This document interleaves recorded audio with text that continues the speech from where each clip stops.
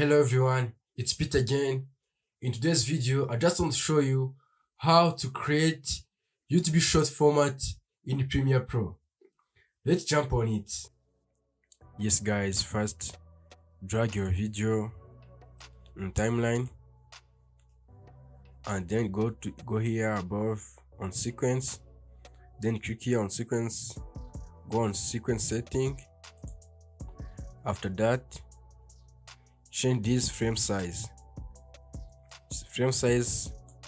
Put 10 to 80, and this horizontal put 19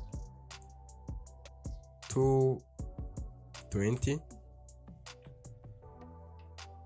and then click OK. After that, you see short format, YouTube short format, it's done now.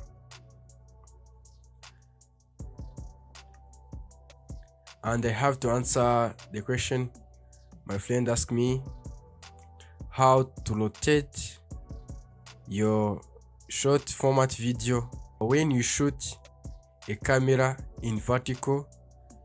Please show me how to rotate that video. If you shoot a video in vertical way, just like for example in this video of mine, when you put it on timeline, as you see, it is a short format, but it is look like long form video.